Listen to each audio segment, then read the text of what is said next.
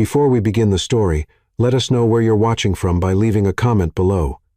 If you enjoy this video, don't forget to like and subscribe. Have a wonderful day. Enjoy the story, everyone. The sleek Aston Martin sliced through Chicago's downtown streets like a silver bullet, its engine purring with the confidence of its owner. Marcus Caldwell gripped the steering wheel with the same intensity he brought to every board meeting, every merger, every decision that had built his billion-dollar empire. At 37, he was Chicago's youngest tech billionaire, feared in boardrooms and respected by competitors who secretly wished they could decode the ice-cold determination behind his steel blue eyes. Tonight was no different. The Sterling Industries acquisition had to close before midnight, or 6 months of negotiations would collapse. His lawyers waited at the downtown office. Contracts spread across mahogany tables like battle plans. Marcus had built Caldwell Medical Technologies from nothing after Sophia's death, channeling his grief into revolutionary medical devices that saved lives, the lives he couldn't save when it mattered most. The first snowflakes began falling as he turned onto Lakeshore Drive, but Marcus barely noticed. His mind was already in the conference room, calculating numbers, anticipating objections, preparing to demolish any obstacle between him and victory. He'd learned to compartmentalize everything. Emotion, pain, hope into neat boxes that never interfered with business. His phone buzzed with another urgent text from Nathan Brooks, his business partner. Bored, getting restless. Need you here now. Marcus's jaw tightened. Nathan had been pushing harder lately, questioning Marcus's decisions, suggesting he was taking unnecessary risks. Tonight would prove who really controlled this company. The blizzard hit without warning. One moment, Marcus was cruising at 60. The next, his world exploded into white chaos. The Aston Martin hydroplaned on black ice, spinning sideways across 3 lanes before slamming into the concrete barrier with a sickening crunch of metal and glass. The airbag deployed with explosive force, and then everything went black. Lila Bennett pulled her scrubs tighter as she walked through the automatic doors of Chicago General Hospital's emergency department. The overnight shift was always unpredictable, but blizzard nights brought a special kind of chaos. Car accidents, heart attacks from shoveling snow, and hypothermia cases that tested every skill she'd learned in 8 years of nursing. At 29, Lila had seen enough trauma to fill several lifetimes, yet she still felt her heart race with each ambulance siren. Tonight would be her final week at the hospital before starting her new position with Premier Care Solutions, Chicago's most prestigious private nursing agency. The pay increase would allow Ethan to finish law school debt-free while helping their mother finally stop working 2 jobs. "Bennett, Dr." Emily Harper called out as the first ambulance screamed into the bay. "Major MVA incoming. Multiple trauma. Possible head injury. Your primary." Lila's training engaged as she pulled on gloves and prepared the trauma bay. Through the rain-streaked windows, she could see paramedics working frantically around a stretcher. The patient was male, unconscious, expensive suit torn and bloodied. Even injured, he possessed an unmistakable presence. Marcus Caldwell, 37, driver in single-vehicle collision, the paramedic reported as they wheeled him in. Possible TBI, multiple rib fractures, compound fracture left tibia. Vitals fluctuating, lost consciousness at scene. Lila's breath caught. Even in Chicago's medical community, everyone knew that name. Marcus Caldwell, the ruthless billionaire who'd revolutionized medical technology after his fiancée's death in a malpractice case. She'd read about him in medical journals. His company's innovations had saved thousands of lives. But the man before her looked nothing like the intimidating figure from magazine covers. Blood matted his dark hair, his usually perfect features were pale and vulnerable, and his breathing was shallow and labored. In this moment, he wasn't a billionaire or a corporate titan. He was just another human being fighting for his life. "Talk to me, Lila, Dr." Harper demanded as they transferred Marcus to the trauma table. BP dropping, pulse thready, pupils responsive but sluggish, definite head trauma. Possible internal bleeding. Lila's hands moved with practiced efficiency, establishing IV access while monitoring vital signs. "Sir, can you hear me? You're in the hospital. You're safe." For a moment, nothing. Then Marcus's eyes fluttered open, the most intense blue-gray she'd ever seen, unfocused but somehow still penetrating. His lips moved soundlessly. "Don't try to talk," Lila said softly, leaning closer. "You've been in an accident, but we're taking care of you." His eyes found hers and held, and for a brief instant, she saw something that surprised her. Fear, raw human fear that had nothing to do with corporate power or billion-dollar deals. His hand moved slightly, and without thinking, Lila covered it with hers. "I'm Lila," she whispered. "I'm not going anywhere." The trauma bay exploded into controlled chaos as Dr. Harper barked orders: X-rays, Connecticut scans, blood work, the full diagnostic arsenal to determine the extent of Marcus's injuries. Lila coordinated it all while maintaining constant contact with her patient, talking him through each procedure, even though he drifted in and out of consciousness. 3 hours later, the initial crisis had passed. Marcus's injuries were severe but not life-threatening. Significant concussion, 3 broken ribs, compound leg fracture, and extensive bruising. He'd need surgery on his leg and months of intensive rehabilitation. "He's stable," Dr. Harper announced, pulling off her gloves. "Going to need significant recovery time, though. Head injuries like this? He's looking at months of cognitive rehabilitation, physical therapy. The works." Lila nodded, making notes in Marcus's chart. She dealt with similar cases before: wealthy, powerful men who became impossible patients because they couldn't accept their temporary helplessness. She was already preparing herself for demands, tantrums, and entitled behavior. But as she checked his vitals one final time before transferring him to ICU, Marcus's eyes opened again. This time, they were clearer, more focused. "Lila," he said, his voice soft but surprisingly gentle. "That's a beautiful name."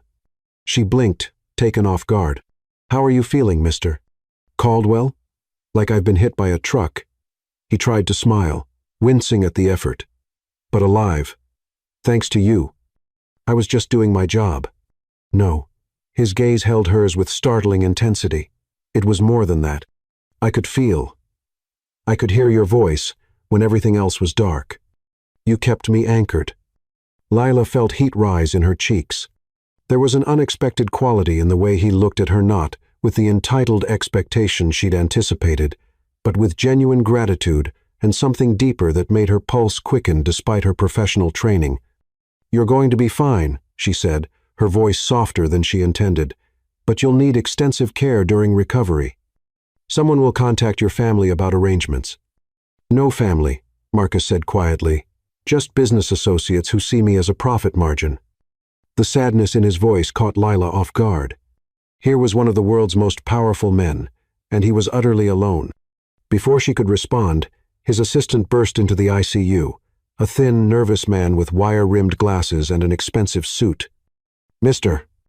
Caldwell, thank God you're conscious. The Sterling deal collapsed, the board is panicking, and Nathan Brooks is calling emergency meetings. We need to—" "Henry," Marcus's voice carried unmistakable authority despite his weakened state, "I need private nursing care for my recovery. Contact the best agencies in Chicago and arrange interviews." Lila's heart skipped. Premier Care Solutions was exactly the type of agency that would handle such arrangements. "Sir, are you sure about private nursing? Hospital care might be more—" "I want someone I can trust," Marcus interrupted, his eyes finding Lila's again. "Someone who understands that healing requires more than medical expertise." As Henry scurried away, making phone calls, Lila found herself staring at Marcus Caldwell with new understanding.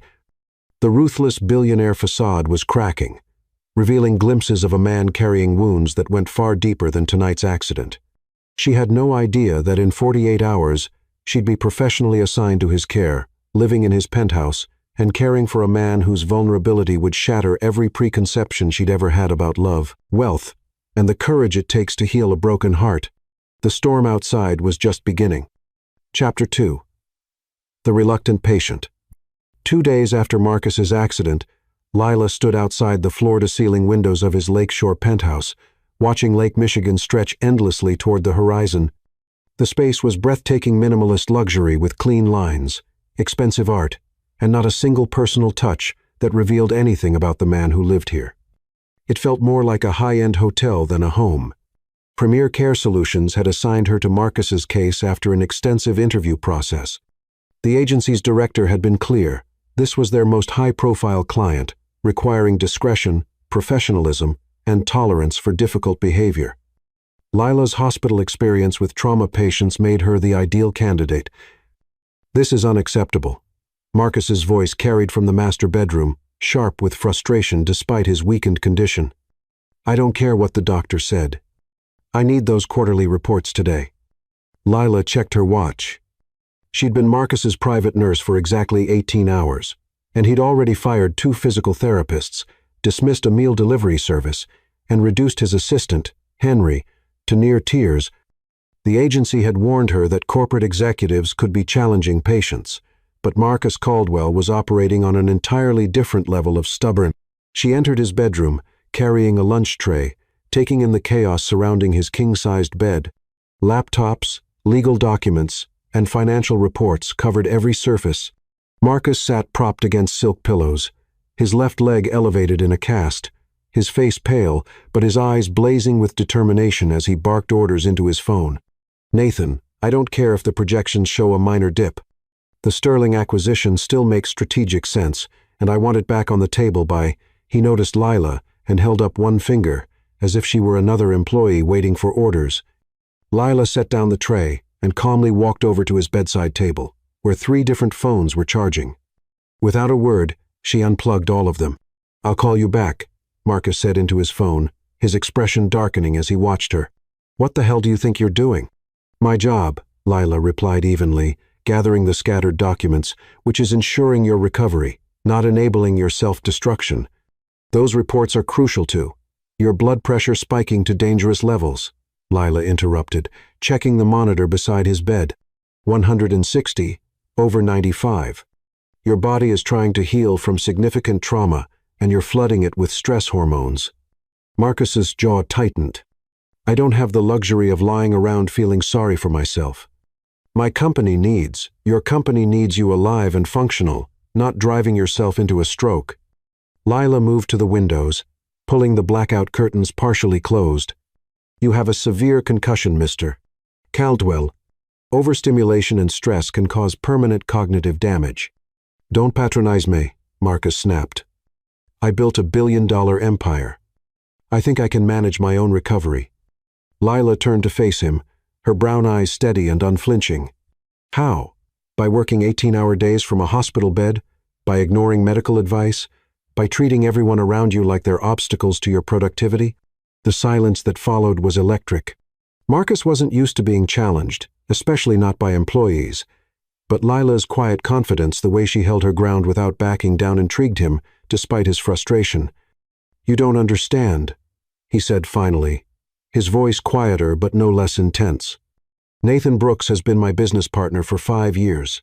He's brilliant, ambitious, and he's been waiting for an opportunity like this.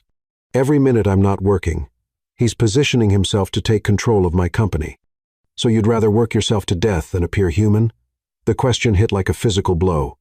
Marcus stared at her, this beautiful, fierce woman who just stripped away his defenses with surgical precision. In the subdued lighting, her skin seemed to glow, and he found himself noticing details that had nothing to do with business.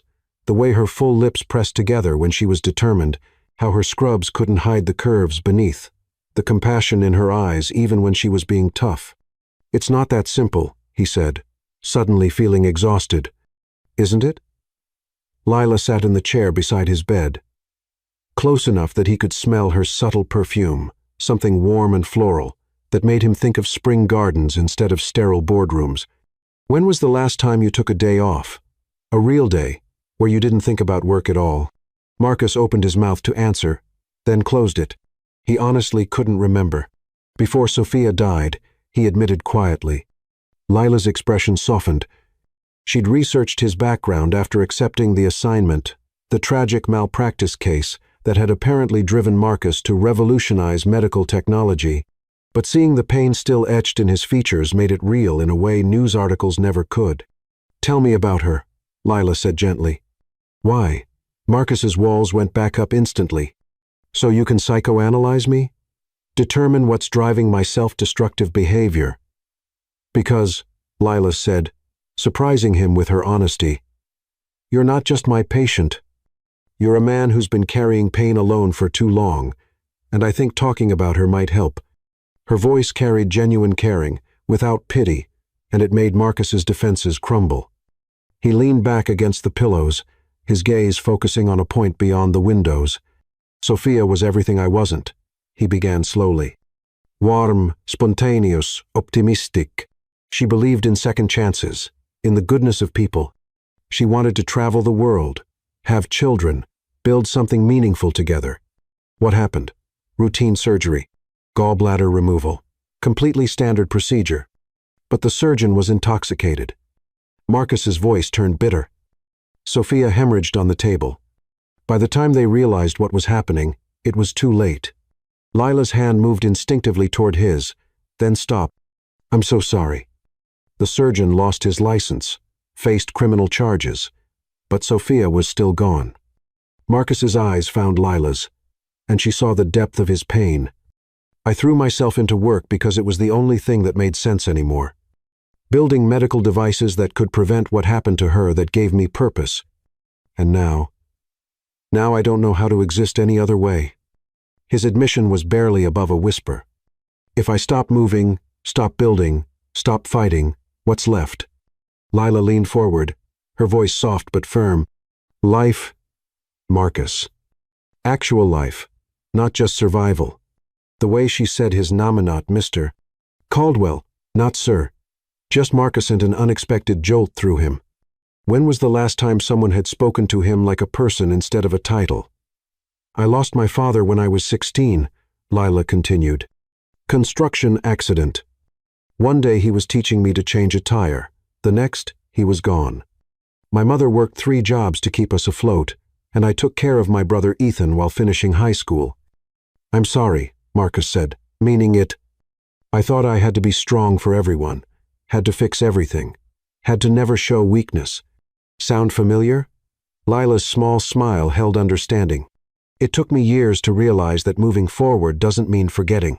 It means honoring what we've lost by choosing to live fully." Marcus stared at her, this remarkable woman who'd somehow seen through all his defenses to the broken man underneath. The late afternoon light filtered through the curtains, creating a golden halo around her dark hair, and he felt something he hadn't experienced in 4 years. Genuine desire, not just physical, though the attraction was undeniable, but an emotional hunger for connection with someone who understood. "You're not what I expected," he said softly. "What did you expect? Someone who would enable my self-destruction for a paycheck?" His intense gaze held hers. "Instead, I got someone who actually gives a damn." The moment stretched between them, charged with possibility and the kind of tension that had nothing to do with medical care. Lila felt her pulse quicken under his focused attention, her professional boundaries wavering in the face of unexpected attraction. A sharp knock interrupted them. Nathan Brooks strode into the bedroom without waiting for permission, his silver hair perfectly styled and his expensive suit immaculate. He looked like Central Casting's version of a corporate shark. "Marcus, we need to talk immediately. The Sterling situation requires your personal attention. And the board meeting is tomorrow." "Nathan," Marcus's voice carried warning, "I'm in the middle of recovery." "Yes, but business can't wait." Nathan's calculating eyes dismissed Lila entirely. "Perhaps your nurse could give us some privacy." Lila stood, recognizing the power play but also seeing the way Marcus's vitals spiked on the monitor. "Actually, Mr. Brooks, my patient needs rest. Perhaps you could schedule an appointment through proper channels." Nathan's smile was sharp as a blade. "I don't think you understand who you're speaking to, Miss Bennett. And I understand perfectly." Lila's voice remained calm, but firm. "I understand that my patient's health takes priority over business meetings." The tension in the room was palpable as Nathan sized up Lila, clearly trying to determine if she was a threat or simply an obstacle to remove. Marcus watched the exchange with growing interest, impressed despite himself by Lila's unwavering composure. "It's fine, Lila," Marcus said finally. "Give us 10 minutes." As Lila left the room, she heard Nathan's voice drop to urgent whispers about board member concerns, competitive threats, and the need for immediate action. Whatever he was discussing, it was making Marcus's blood pressure climb again. She checked her watch and decided that 10 minutes was about all her patient could handle. When she returned, Nathan was gone, and Marcus looked drained. "Productive meeting?" she asked, noting his elevated vitals.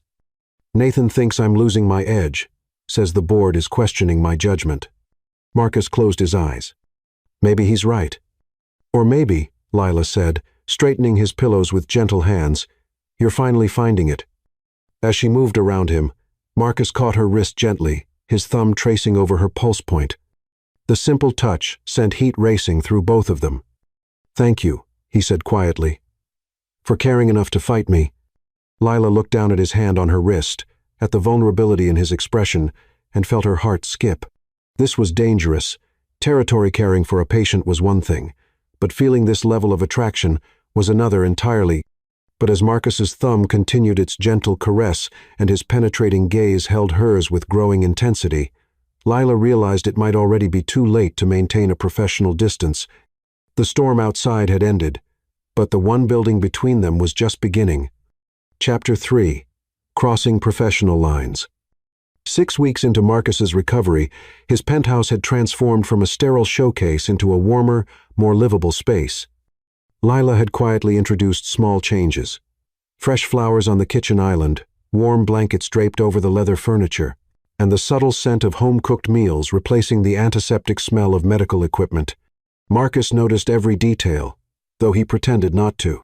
He found himself looking forward to Lila's presence more than his healing body required, watching the way sunlight caught the gold highlights in her dark hair, how her laugh could fill the vast space with warmth he hadn't felt in years. "Ready for physical therapy?" Lila asked, entering his bedroom with professional cheer that didn't quite hide the tension that had been building between them. Marcus looked up from his laptop. She'd negotiated limited work time as his concussion symptoms improved, and felt the familiar jolt of awareness that struck him every time she walked into a room. Today, she wore fitted black leggings and a soft burgundy top that accentuated every curve while remaining completely appropriate. Somehow, that made her even more desirable. "Do I have a choice?" he asked, closing the laptop with obvious reluctance. "Not if you want to walk without permanent complications." Lila moved to his bedside, her hands already reaching to help him stand. "Come on, let's see how that leg is feeling today." The moment her hands touched him, Marcus felt electricity shoot through his system.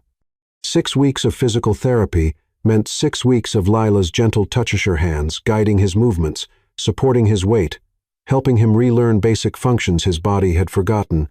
It was professional torture of the most exquisite kind.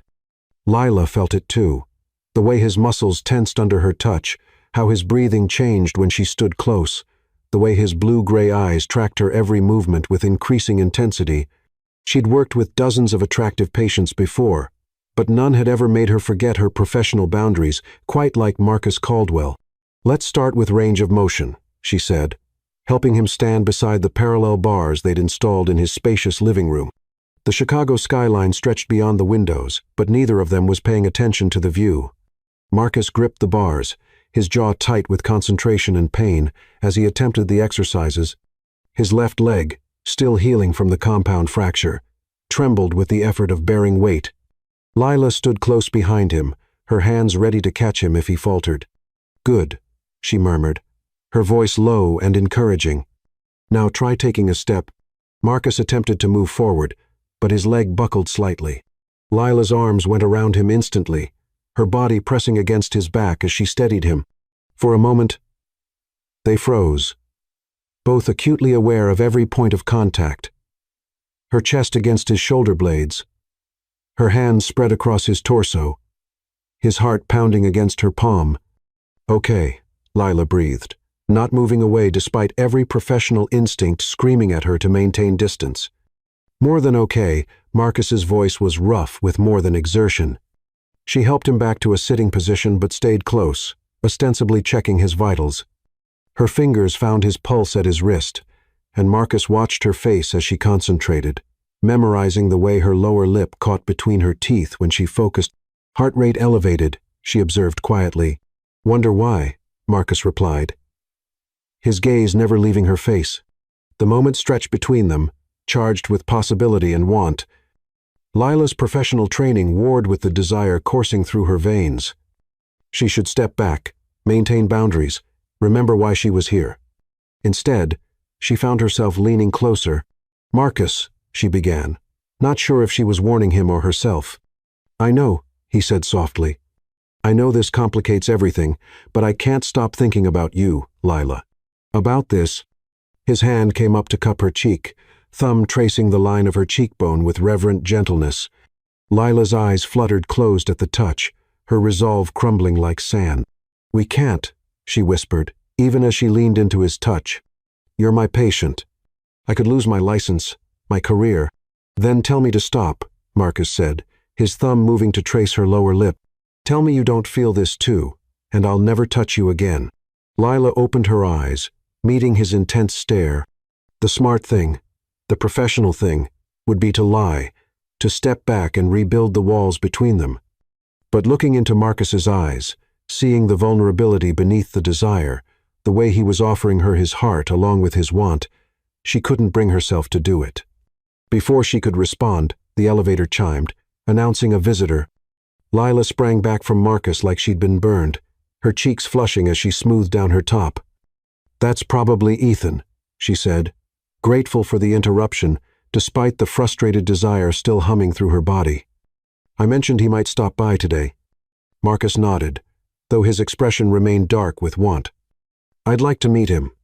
Ethan Bennett was 25 years old and shared his sister's warm brown eyes and stubborn determination. Where Lila was curved and feminine, Ethan was tall and lean, his expensive suit marking him as someone who understood the world Marcus inhabited. "Mr. Caldwell," Ethan said formally, extending his hand as Lila made introductions. "I've read about your work in medical technology. Impressive innovations." "Thank you." Marcus shook his hand, noting the firm grip and direct eye contact. "Lila tells me you're in law school." "Harvard Law. Actually, 3rd year." Ethan's voice carried pride, but also caution as he studied the man his sister was caring for. "Specializing in corporate law." "Harvard. Excellent choice." Marcus settled back in his chair, curious about this young man who clearly meant everything to Lila. "What draws you to corporate law?" "Control," Ethan answered honestly. "Growing up, we never had it. Landlords, bill collectors, employers, everyone else made decisions that affected our lives. I decided early that I wanted to be the one with the power to protect my family." Marcus respected the honesty. "And what do you think of your sister working for me?" Ethan's gaze sharpened. "I think my sister is the best nurse in Chicago, and you're fortunate to have her care. I also think you're a man used to getting what you want, and I hope you understand that Lila isn't for sale." The protective edge in Ethan's voice might have offended another wealthy man, but Marcus found himself approving. "Your sister is remarkable," he said simply. "And you're right. She deserves someone who values her for more than what she can do for him." Ethan's expression shifted as he heard genuine respect in Marcus's tone. This wasn't the entitled billionaire he'd expected. This was a man who looked at Lila like she was precious, irreplaceable. "Lila's always taken care of everyone else," Ethan said carefully. "Made sure I had everything I needed for school, that Mom had help with bills.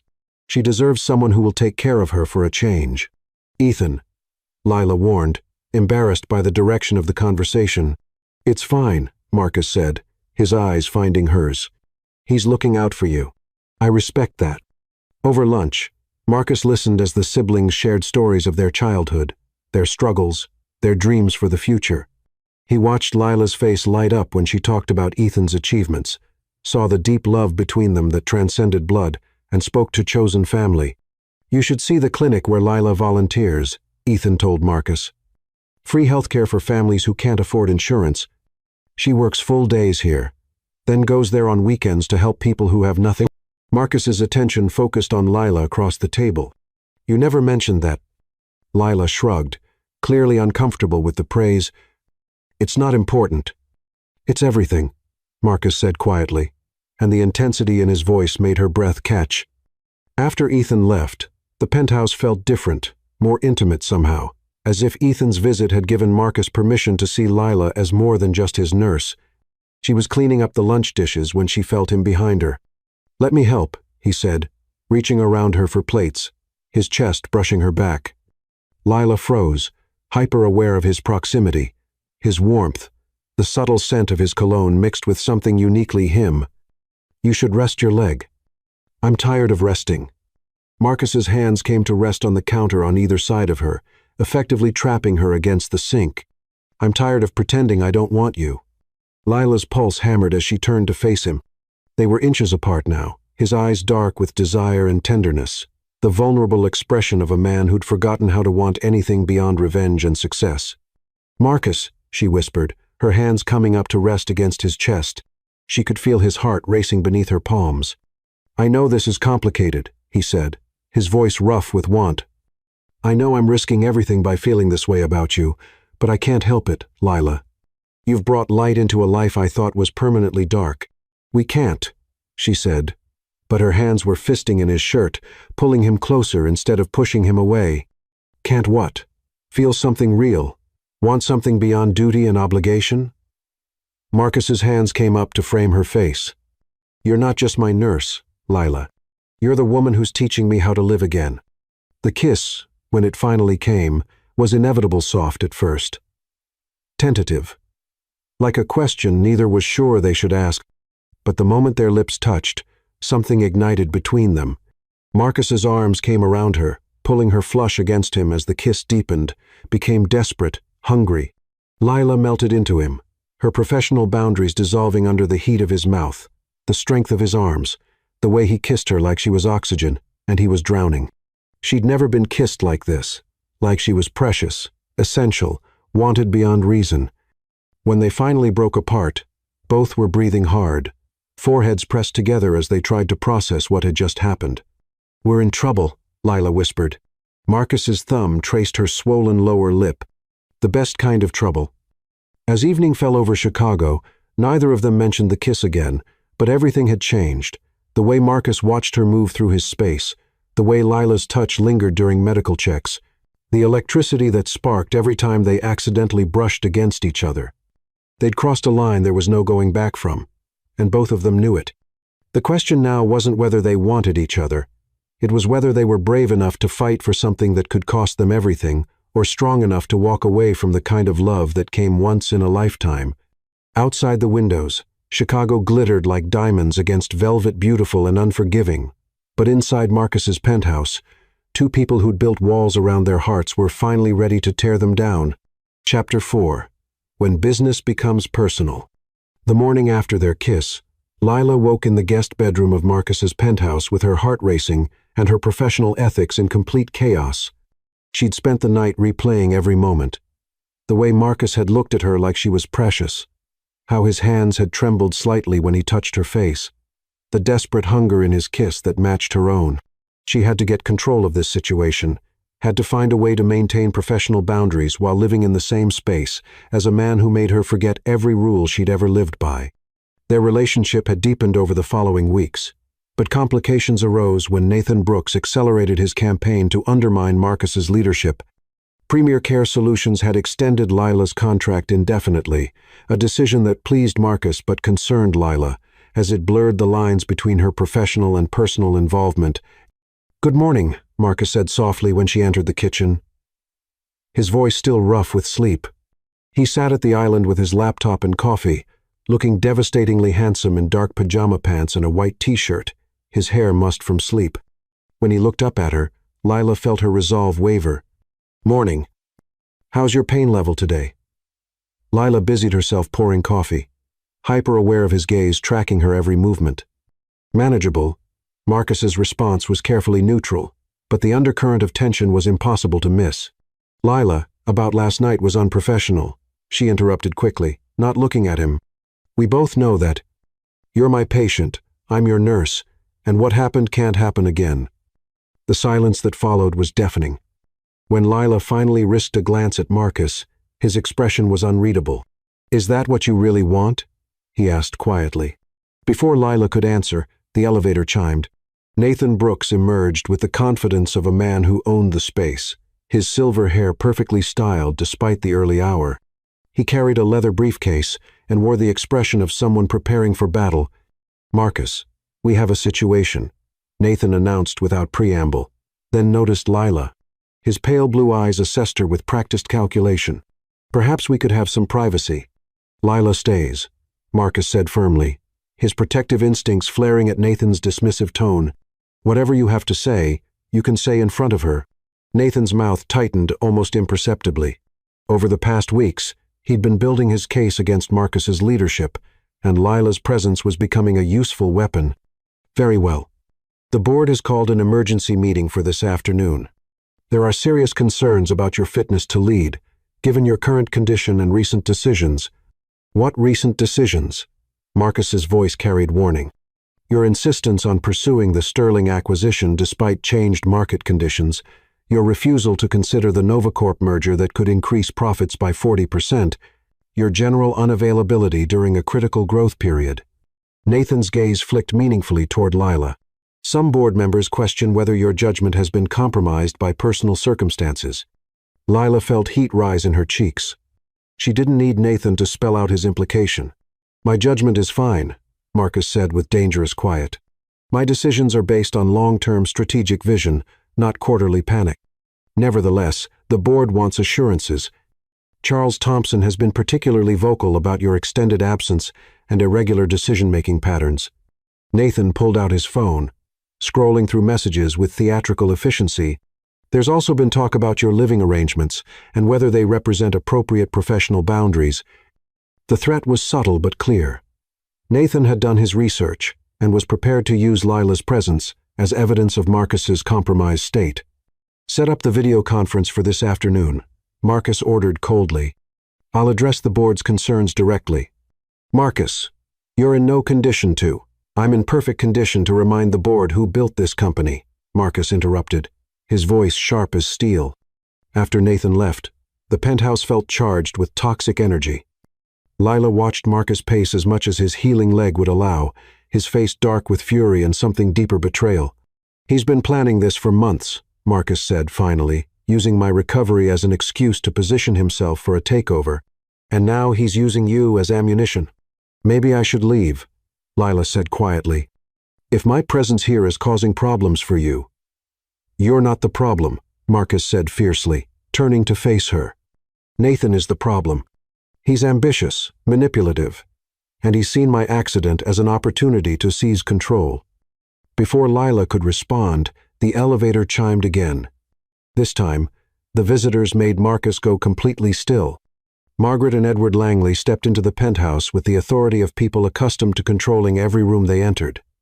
Sophia's parents were exactly what Lila had expected. Wealthy, elegant, and radiating the kind of cold power that came from generations of privilege. Margaret was perfectly preserved at 62, her silver hair in an elegant chignon, her black Chanel suit making a statement about both wealth and perpetual mourning. Edward looked distinguished and ruthless, his pale eyes immediately cataloging everything in the room. "Marcus," Margaret said, her voice arctic despite the facade of concern, "we heard about your accident." "How unfortunate." "Margaret, Edward," Marcus's tone was carefully controlled. "What brings you here?" "Concern for your welfare." Naturally, Edward's calculating gaze took in the medical equipment, Marcus's casual clothes, and finally settled on Lila with obvious disapproval, "though it seems you've made a remarkable recovery." Margaret's attention followed her husband's to Lila, and her expression grew subtly disdainful. "How thoughtful of you to hire such dedicated nursing care." The racism in her tone was refined, but unmistakable. Lila felt her spine straighten, her chin lift with quiet dignity that came from years of dealing with such prejudice. "Lila Bennett," she said, extending her hand with professional courtesy. "I'm Marcus's private nurse, through Premier Care Solutions." Margaret's handshake was brief and cold. "I'm sure you're very skilled at your profession." The implication hung in the air like poison. Marcus stepped closer to Lila, his jaw tight with anger. "Lila is the finest nurse in Chicago," he said with icy precision. "Her care has been exemplary." "I'm sure it has," Edward said with false warmth that was somehow more threatening than open hostility. "Marcus, we need to discuss some family matters. Perhaps your nurse could give us privacy." "Actually, I should check on my other duties," Lila said quickly, recognizing the power play and not wanting to make things worse for Marcus. As she left the room, She heard Margaret's voice drop to a conversational whisper that somehow felt more dangerous than shouting. In the guest bedroom, Lila tried to focus on updating Marcus's medical charts, but she couldn't stop thinking about the Langleys' obvious hostility. She dealt with racism before subtle looks, condescending comments, the assumption that she was somehow less qualified because of her skin color. But Margaret Langley's disdain felt particularly venomous, sharpened by grief and entitlement. 40 minutes later, raised voices from the living room made Lila emerge from her room. The Langleys were clearly arguing with Marcus, their voices carrying, despite their attempts at discretion, completely inappropriate relationship that dishonors Sophia's memory. Your judgment has obviously been compromised by your injury, and this woman's influence to responsibility to the company Sophia would have helped you build. Marcus's voice cut through their arguments like a blade. Sophia is dead. She's been dead for 4 years, and I've mourned her appropriately. But I won't live in a mausoleum forever. Is that what you call this? Margaret's voice rose sharply. Carrying on with your nurse while pretending to honor our daughter? I'm not pretending anything, Marcus replied with cold fury. And my personal life is none of your concern. Everything about you is our concern, Edward replied with quiet menace. Sophia made you our son in everything but law. We've supported your company, your vision, your recovery from tragedy. But this is unacceptable. Lila pressed herself against the wall, not wanting to eavesdrop, but unable to return to her room without walking past the living area. We know about Nathan Brooks's concerns regarding your leadership, Margaret continued with surgical precision, about the board's doubts concerning your fitness to lead. We've also learned about the questions surrounding your current living arrangements and professional relationships. The threat was clear. Abandon Lila or face a coordinated attack on his leadership. You're threatening me. Marcus's voice was dangerously quiet.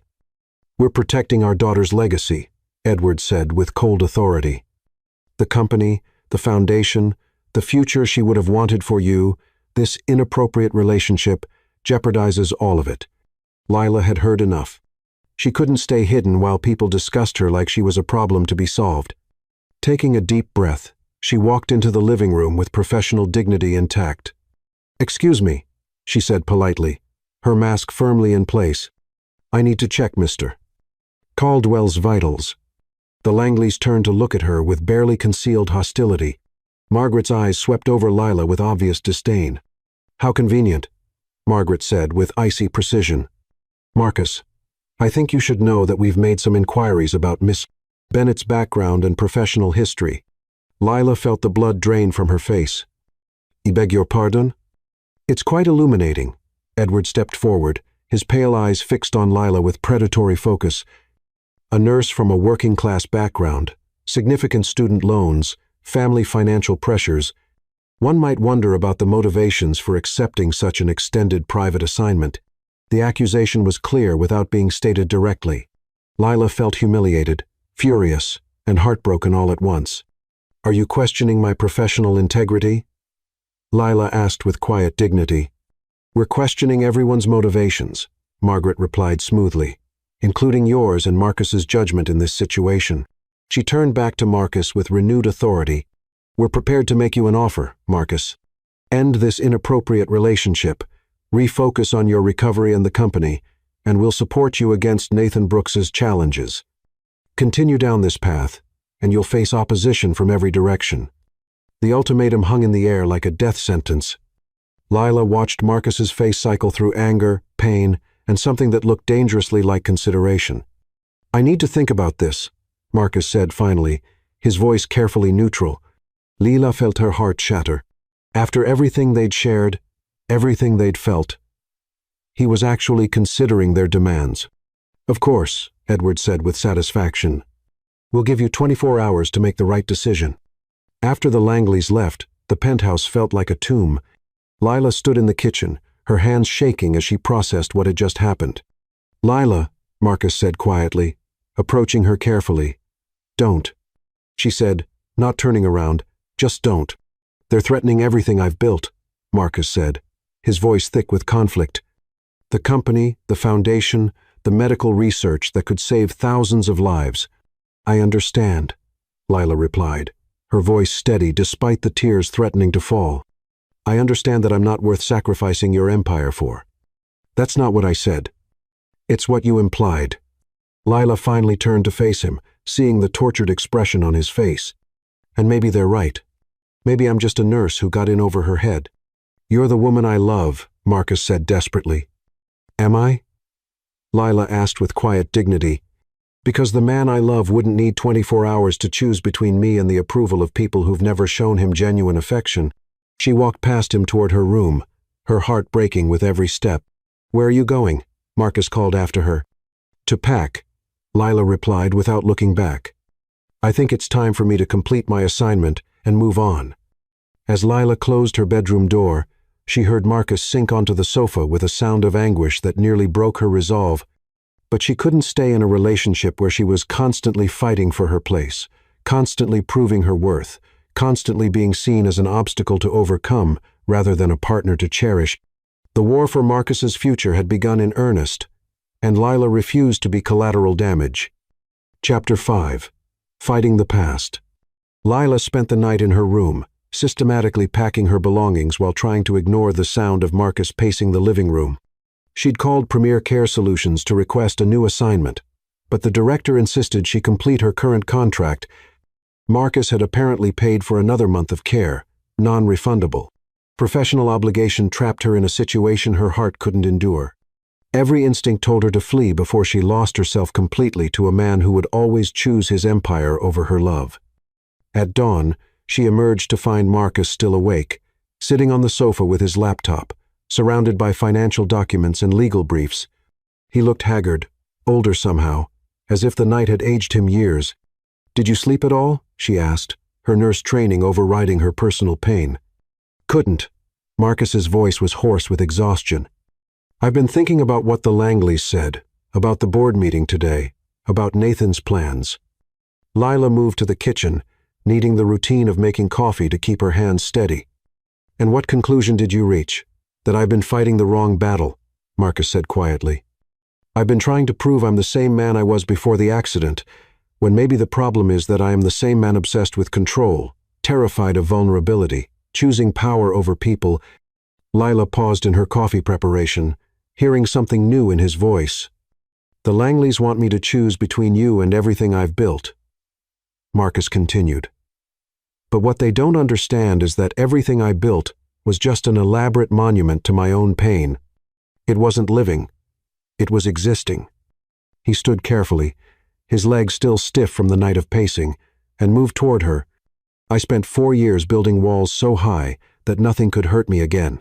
Then you walked into my life and showed me that those walls weren't protecting me. They were suffocating me." "Marcus, I'm not choosing them," he interrupted firmly. "I'm choosing you. I'm choosing us, whatever the cost." Lila felt her heart skip, but years of protecting herself made her cautious. "What about your company, your foundation, all the lives your work could save?" "They'll still matter," Marcus said, reaching for her hands, "but not more than the life I could build with you, not more than the love you've given me." Before Lila could respond, Marcus's phone rang. Henry's name flashed on the screen. "Sir, I've discovered something about Nathan Brooks that you need to see immediately." Henry's voice was tight with excitement and fear. "Can you meet me at the office and bring your legal team?" An hour later, they sat in Marcus's office conference room while Henry laid out a devastating trail of evidence. Financial records, email communications, and bank statements painted a picture of systematic corporate betrayal.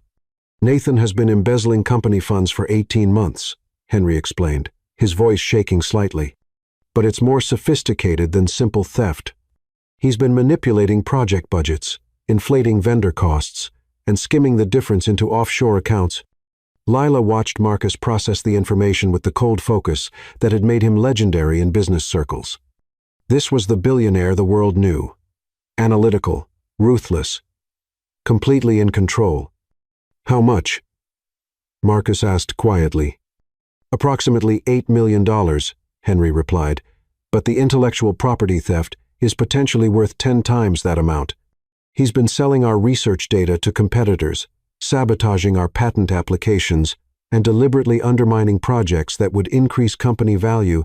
Marcus's expression grew darker with each revelation. Why? Best guess. He needed money fast to cover gambling debts and bad investments. Then, when you had the accident, he saw an opportunity to position himself as the responsible alternative leadership. The pieces fell into place with sickening clarity. Nathan hadn't just been ambitious. He'd been desperate, using Marcus's recovery as cover for increasingly bold theft and sabotage. There's more, Henry continued hesitantly. I found communications between Nathan and the Langleys. They've been coordinating their attacks on your leadership. Nathan provided them with information about your relationship with Lila, and they've been feeding him intelligence about board member concerns. Lila felt sick. The Langley family hadn't just been protecting Sophia's memory. They'd been actively collaborating with a criminal to destroy Marcus's life. We need to call an emergency board meeting, Marcus said finally. Today, before Nathan can do any more damage. Sir, are you sure you're ready for that kind of confrontation? Henry asked. The stress. Your recovery, I'm ready, Marcus replied with steel in his voice. And this time, I'm not fighting alone. He turned to Lila, his expression intense but no longer tortured. Will you stand with me? Not as my nurse, but as the woman I love. Lila looked at this man who'd chosen her over his safe, controlled world, who was prepared to fight for their future regardless of the cost. Always. The emergency board meeting convened at 2 o'clock via secure video conference. 12 board members appeared on screen, their faces reflecting confusion and concern. Nathan Brooks sat at the conference table with Marcus and Lila, his confident facade beginning to crack as he realized something had changed. Board members, Marcus began, his voice carrying absolute authority, thank you for joining this emergency session. We're here to address serious criminal activity that threatens the foundation of this company. He laid out the evidence with methodical precision. Financial records showing Nathan's embezzlement, communications proving intellectual property theft, and documentation of deliberate sabotage of company projects. Nathan's face went from confident to pale to desperate as the scope of his exposure became clear. This is preposterous, Nathan sputtered. Marcus is clearly not thinking rationally. His head injury, his inappropriate relationship with his nurse. My relationship with Lila has nothing to do with your crimes. Marcus interrupted coldly. Though I understand you've been using it as a distraction from your theft. Marcus clicked to the next slide, showing communications between Nathan and the Langleys. You've also been collaborating with outside parties to undermine my leadership while stealing from the company that trusted you. The board members' expressions shifted from confusion to anger as they processed the scope of Nathan's betrayal. Charles Thompson, the most powerful board member, leaned forward with cold fury. Nathan, is this true? I was protecting this company from Marcus's compromised judgment, Nathan said desperately. His accident affected his cognitive function, his decision-making ability. My cognitive function is fine, Marcus said with quiet authority, as evidenced by my ability to uncover your criminal activity and present it to this board. The vote to remove Nathan Brooks was unanimous. Within minutes, security was escorting him from the building while corporate lawyers began criminal proceedings. I want to address the concerns about my leadership directly. Marcus continued after Nathan's departure. Some of you have questioned my judgment, my priorities, and my relationship with Lila Bennett. Lila tensed. But Marcus's voice remained steady and sure. Lila isn't just my nurse. She's the woman who saved my life in every way possible. Her presence in my life has made me a better leader, not a compromised one. She's reminded me that this company exists to improve lives, not just generate profits. He outlined his vision for restructuring the company around affordable medical technology, for expanding their charitable initiatives, for using their success to create positive change in the world. I'm not asking you to approve of my personal life, Marcus concluded. I'm asking you to judge my leadership based on results, vision, and the long-term value I create for this company and the people we serve. When the vote was called, Marcus's leadership was reaffirmed by an overwhelming margin. Only one board member abstained, and none voted against him. After the meeting ended, Lila and Marcus sat in his office as the late afternoon sun streamed through floor-to-ceiling windows. So, Lila said softly, you really chose me? I chose us, Marcus corrected, pulling her into his arms. I chose the future we could build together over the past I've been hiding behind. What about the Langleys? They won't give up easily. Let them try, Marcus said with quiet confidence. They have no power over me anymore. No leverage, no guilt, no hold on my future. That evening, they returned to the penthouse as partners in every sense. The medical equipment was finally gone, replaced by signs of their shared life. Lila's books on the shelves, photos of their time together, evidence of a relationship that had grown from professional necessity into genuine love. I have something for you, Marcus said, pulling a small velvet box from his jacket pocket. Lila's breath caught as he opened it to reveal a stunning sapphire and diamond ring knot, flashy or ostentatious, but elegant and timeless. This isn't about replacing what we lost or proving anything to anyone else, Marcus said, taking her hand. This is about the future we're going to build together, the love that's already changed both our lives. Marcus, marry me. Lila, not because of pressure or convenience or crisis, but because I can't imagine my life without you in it, because you've shown me that real strength comes from vulnerability, real success comes from connection, and real love is worth fighting for. Lila looked at this man who'd grown from a broken patient into her greatest love, who'd chosen their future over his past, who'd proven that love could indeed conquer fear. Yes, she whispered, tears streaming down her face. Yes, I'll marry you. As Marcus slipped the ring onto her finger, Lila realized they'd won more than a corporate battle. They'd won the right to build a life based on love instead of obligation, partnership instead of power, hope instead of fear. The hardest part was over. Now they could focus on the beautiful beginning ahead of them. But first, they had one more challenge to face. News that would arrive in just 2 weeks. News that would test their newfound happiness in ways they couldn't imagine. Lila's mother was about to need them in ways that would change everything once again. Chapter 6. Love's True Test. 2 weeks after Marcus's proposal, Lila received the call that shattered their newfound peace. She was in Marcus's study, planning their engagement party. While he worked on the company's charitable restructuring, when her phone rang with her mother's number. Lila, sweetheart. Elena Bennett's voice was strained, trying to sound casual despite obvious distress. I need to tell you something. I'm at the hospital. Lila's blood turned cold. What happened? Are you hurt? I collapsed at work yesterday. Thought it was just exhaustion. But the doctors want to run some tests. Elena's voice wavered slightly. They found some abnormalities. Doctor, Harper wants to do a biopsy. The word biopsy hit Lila like a physical blow. She sank into the nearest chair, her hand trembling as she gripped the phone. I'll be there in 2 hours, Lila said immediately. Don't make any decisions until I arrive. After ending the call, Lila sat in stunned silence. Marcus looked up from his laptop, immediately noting her ashen complexion. What's wrong? He asked, moving to her side. My mother.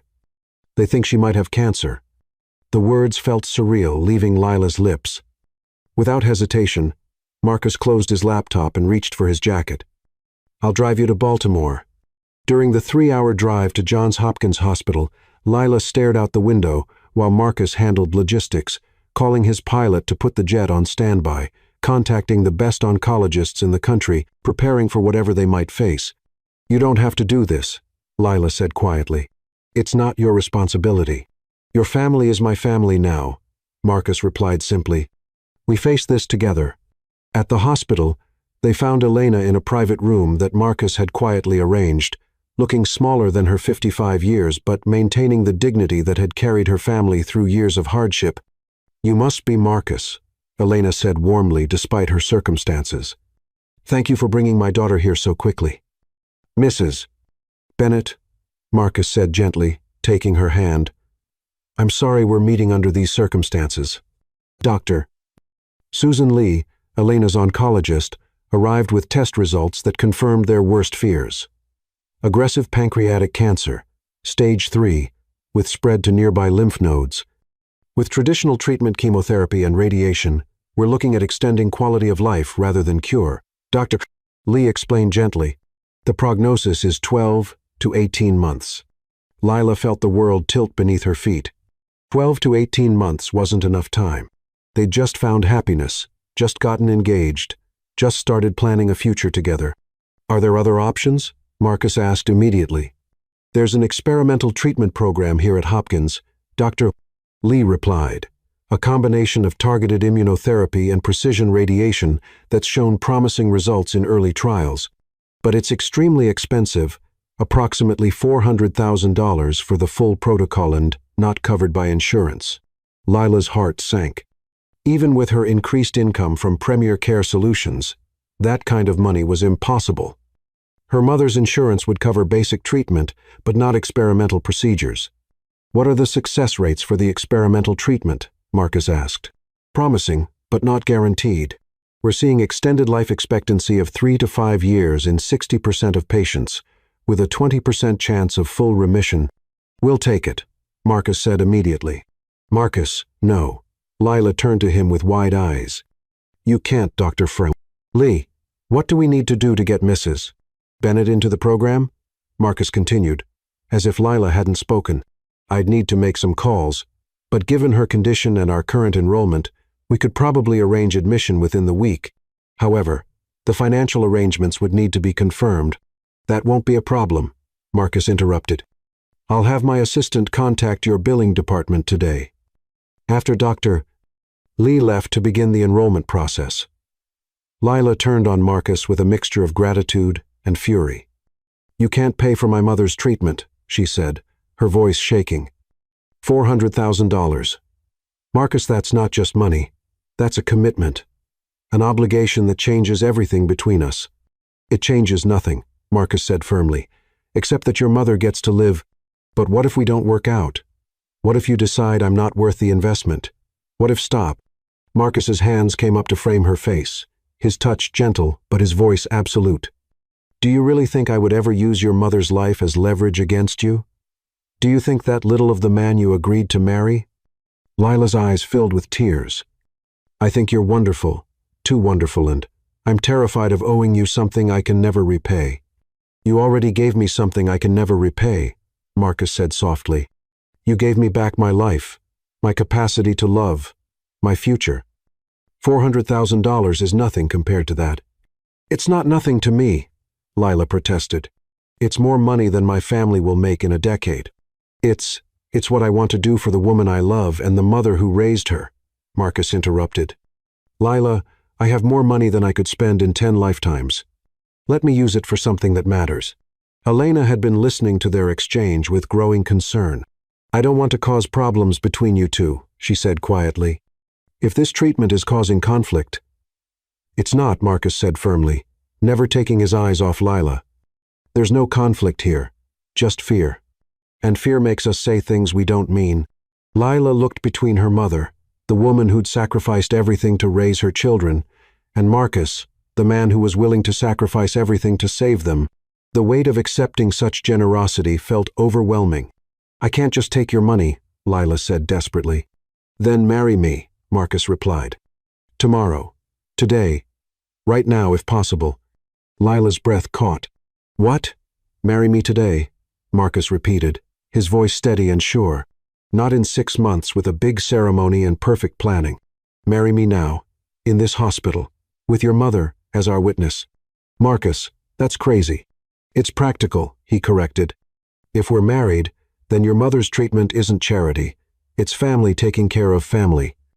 If we're married, then everything I have is yours too, and you never have to feel indebted. Lila stared at him, this extraordinary man who was offering to rearrange his entire life to ease her fears. You want to get married in a hospital? I want to marry you wherever you'll have me, Marcus said simply. But yes, I think it's perfect. We met in a hospital. You saved my life in a hospital. Now we can promise to save each other in a hospital. Elena was crying openly, moved by the depth of Marcus's love for her daughter. Sweetheart, she said to Lila, this man isn't asking you to marry him because of my illness. He's asking you to marry him despite it. He's choosing to take on a sick mother-in-law when he could run away from the complications. But our engagement party, our plans can still happen, Marcus said. We'll have the celebration later, with all our friends and the perfect dress and flowers. But right now, today, I want to make you my wife so that there's never any question about where I stand or what you mean to me." Lila looked at Marcus. This man who'd gone from patient to lover to fiancé to her greatest champion in the space of 6 months. He was willing to marry her in a hospital room to ease her fears about accepting help. He was willing to spend a fortune on experimental treatment for a woman he'd just met. He was willing to bind himself to her permanently in the face of medical crisis and family complexity. "Okay," she whispered. "Yes, let's get married today." 3 hours later, they stood in the hospital chapel with Elena in a wheelchair as their witness. Lila wore the dress she'd traveled in, a simple navy wrap dress that Marcus told her made her look beautiful. Marcus wore his business suit, minus the tie, his hair still mussed from running his hands through it during Elena's admission process. The chaplain was an elderly man who'd married hundreds of couples in similar circumstances. Love, tested by crisis, commitment forged in the fire of emergency. "Do you, Marcus, take Lila to be your wife, in sickness and health, for richer or poorer, in joy and sorrow?" "I do," Marcus said, his voice strong and sure. "I take her with all my heart, all my love, and all my future." "Do you, Lila, take Marcus to be your husband, in sickness and health, for richer or poorer, in joy and sorrow?" Lila looked into Marcus's intense gaze and saw everything she needed: love, commitment, partnership, hope. "I do," she said through tears. "I take him completely, gratefully, forever." They exchanged the sapphire engagement ring for a simple platinum band that Marcus had bought in the hospital gift shop. When the chaplain pronounced them husband and wife, their kiss was tender and full of promise for whatever storms they'd weather together. "Congratulations, Mrs. Caldwell," Marcus murmured against her lips. "Thank you, Mr. Caldwell," Lila replied, marveling at how right her new name sounded. That evening, while Elena began pre-treatment preparation, Lila and Marcus checked into a nearby hotel as husband and wife. Their wedding night was quiet, tender, full of soft touches and whispered promises. "Any regrets?" Marcus asked as they lay together in the darkness. Lila's head on his chest. "Only that my father couldn't walk me down the aisle," Lila said softly. "But he would have loved you. He would have been so grateful that someone loves me enough to take care of our family." "I don't feel like I'm taking care of your family," Marcus said, his arms tightening around her. "I feel like I'm finally gaining the family I've always wanted." 3 days later, Elena began the experimental treatment that would save her life. Marcus sat with Lila through every appointment, held her hand during scary moments, and somehow made the sterile treatment rooms feel less frightening with his quiet presence. "You know," Elena said to Lila during one of her infusion sessions, "I spent years worrying about who would take care of you after I'm gone. I never imagined someone would love you enough to take care of me too." Lila squeezed her mother's hand while watching Marcus coordinate with her medical team. His business skills applied to ensuring she received the best possible care. She'd married a man who proved that love wasn't just about grand gestures or passionate moments. Love was about showing up, fighting for each other, and choosing to build something beautiful, even when the foundation felt uncertain. They were married now, committed to facing whatever came next as partners. Lila no longer felt like she was accepting charity. She felt like she was part of a team that would do anything to protect the people they loved. The treatment would work, though they wouldn't know that for weeks. What mattered now was that they'd proven their love could survive the test of crisis, that their commitment was strong enough to weather any storm. As newlyweds facing their first major challenge together, they'd passed with flying colors. Chapter 7. Redemption and Revelation. 6 weeks after their hospital wedding, Elena Bennett was responding remarkably well to the experimental treatment. Her oncologist, Dr. Lee, had cautiously upgraded her prognosis from extended quality of life to possible remission as tumors shrank and blood work improved beyond their most optimistic projections.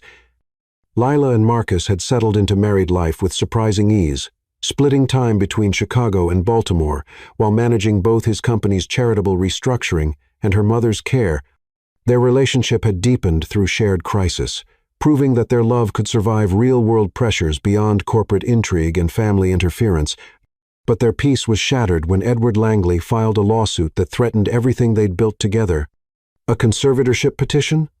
Lila asked in disbelief, reading the legal documents that had been delivered to their penthouse.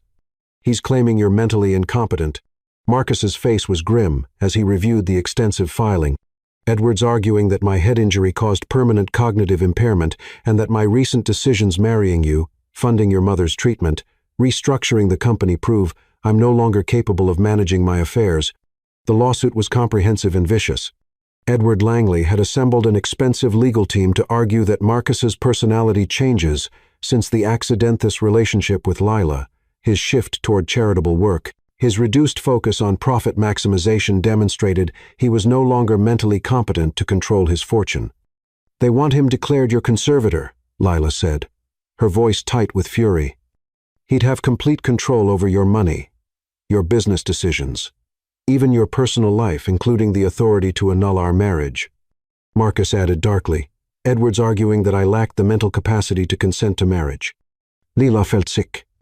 After everything they'd survived, after proving their love through crisis and commitment, Edward Langley was trying to destroy their relationship through legal manipulation.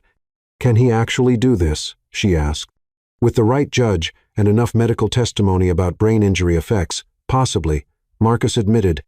Brain injury cases are complex, and personality changes can be interpreted as cognitive impairment if you have skilled lawyers making the argument.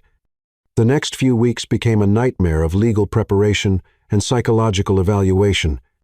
Edward's lawyers demanded extensive neurological testing, psychiatric assessments, and cognitive evaluations designed to find any evidence of mental impairment.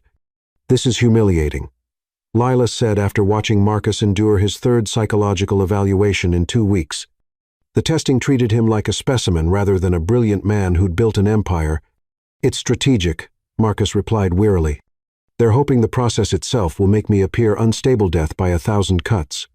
The media attention was brutal. Headlines questioned whether the billionaire's breakdown proved he was mentally unfit and whether his marriage to his former nurse was evidence of compromised judgment. Paparazzi followed Lila to her mother's treatments, turning every hospital visit into a public spectacle. Maybe I should disappear for a while, Lila suggested after a particularly vicious article described her as a gold-digging opportunist who exploited a brain-injured patient.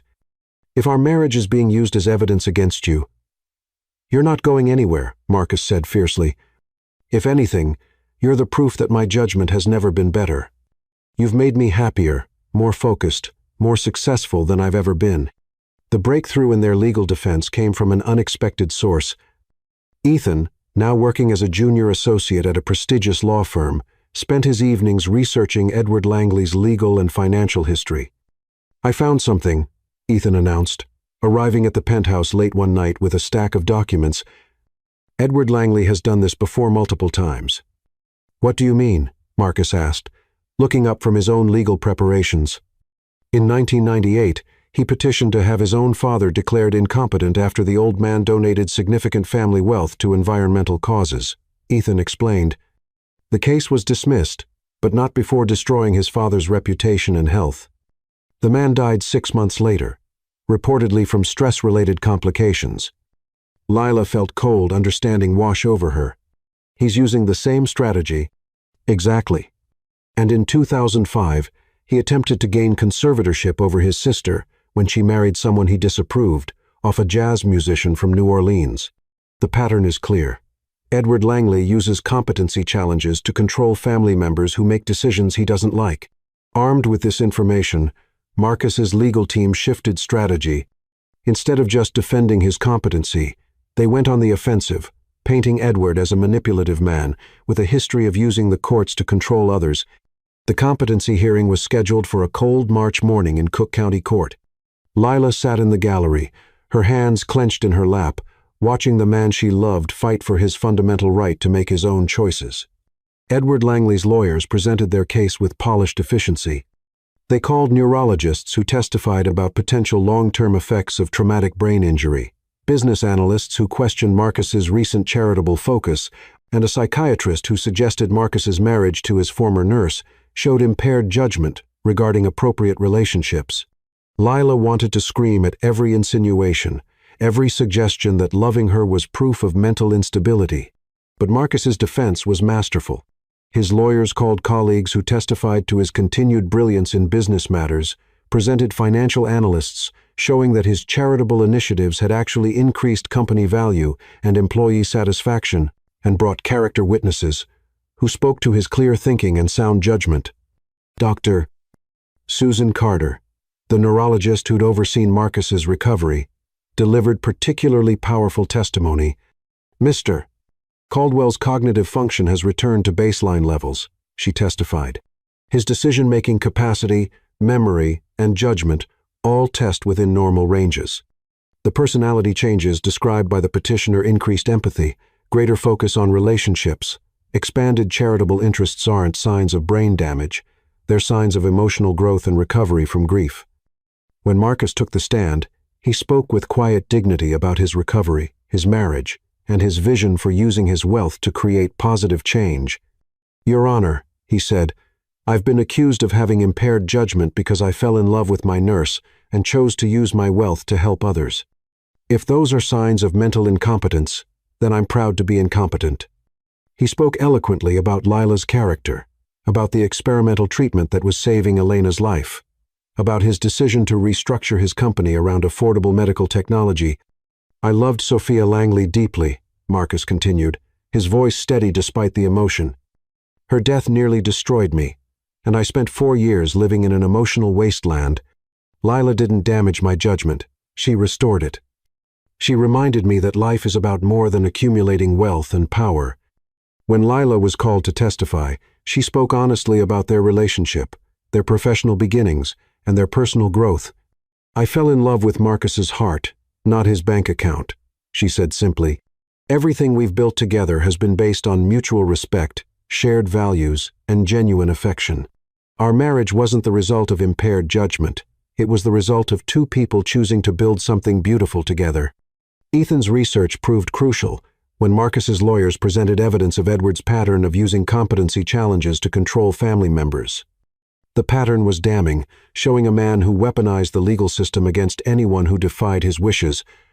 The judge's ruling was swift and decisive. "The court finds no evidence that Mr. Caldwell lacks the mental capacity to manage his affairs." Judge Harrison announced, "The petitioner has failed to prove that falling in love, engaging in charitable work, or making business decisions based on personal values constitutes mental incompetence. This appears to be an attempt to control Mr. Caldwell's choices rather than protect his welfare." The ruling went further, ordering Edward Langley to pay Marcus's legal costs and issuing a restraining order preventing future frivolous competency challenges. Outside the courthouse, Marcus pulled Lila into his arms, both of them crying with relief and exhaustion. "It's over," he whispered into her hair. "Edward Langley has played his last card and lost. We're free to build our life without interference." That evening, they celebrated quietly with Elena, Ethan, and their closest friends. Elena looked radiant and healthy, her treatment progressing so well that Dr. Lee had begun discussing remission timelines. Ethan had been offered a permanent position with Marcus's legal department after his brilliant research work. "I have an announcement," Marcus said, raising his champagne glass. "Lila and I have decided to establish the Sophia Langley Foundation for Medical Innovation, a division of our company dedicated to developing and distributing life-saving medical devices at cost to communities that can't afford traditional health care." The room fell silent as everyone processed the significance of naming the foundation after Sophia.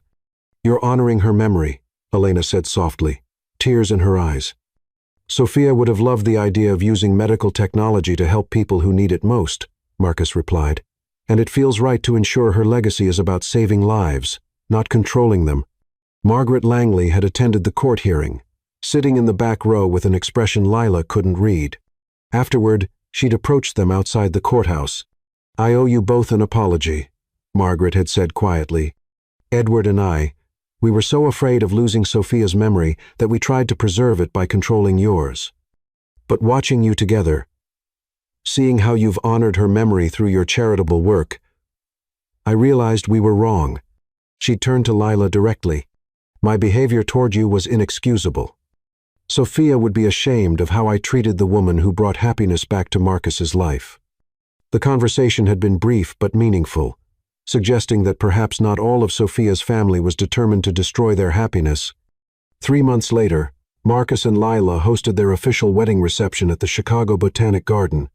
Elena was officially in remission, glowing with health as she danced with her new son-in-law. Ethan gave a toast about his sister finding a man worthy of her strength and compassion. Margaret Langley attended, bringing a beautiful crystal vase that had belonged to Sophia not as a guilt gift, but as a genuine blessing. "I want you to have this," Margaret had said to Lila. Sophia believed that love creates more love, that opening your heart doesn't diminish what came before but expands what's possible. "I think she would want you to have something beautiful for your new home." As Lila and Marcus danced to the same song they'd chosen in the hospital chapel months earlier, they reflected on the journey that had brought them together. They'd survived medical crisis, corporate betrayal, family interference, and legal warfare. They'd proven their love could withstand any test. "Any regrets?" Marcus asked, echoing their wedding night question. "Only that it took a car accident to bring us together," Lila replied. "But then again, maybe some things are worth waiting for." Looking around at their celebration, Elena healthy and laughing, Ethan proud and successful, Margaret finally at peace with their relationship, Lila realized they'd built something extraordinary. Not just a marriage, but a family. Not just love, but a legacy. The hardest battles were behind them now. They could focus on the beautiful life ahead, built on a foundation strong enough to weather any storm. Chapter 8. New Beginnings. 8 months after their courtroom victory, Marcus and Lila had settled into married life with the joy of people who'd fought for their happiness and won. Elena was in full remission. Ethan had been promoted to senior associate at his law firm, and their charitable foundation was already funding medical research projects across the country. But their peace was threatened when a business crisis forced Marcus to make choices that would test their relationship in new ways. "The FDA is blocking approval for our new cardiac device," Marcus announced, entering their penthouse after a brutal day of meetings. "Apparently, someone's been feeding them false safety data, trying to torpedo our biggest product launch." Lila looked up from the foundation grant applications she'd been reviewing. "Who would do that?" "My best guess. Novacorp Industries. They're launching a competing device next quarter, and our technology is significantly better." Marcus loosened his tie, looking exhausted. "The FDA review could take 6 months to resolve, which would kill our launch window and cost us approximately $50 million in lost revenue. Can you fight it?" "I'm going to have to," Marcus said grimly. "Which means the next few months are going to be intense. 18-hour days, constant travel, legal battles, media management, everything I swore I'd never put you through again." Lila felt a familiar chill. She'd seen what Marcus's work obsession could do to his health and their relationship, but this was different. This was external sabotage, threatening the company they'd built together. "What do you need from me?" she asked simply. Marcus's expression softened with love and gratitude. "Your patience, your understanding, and maybe your help.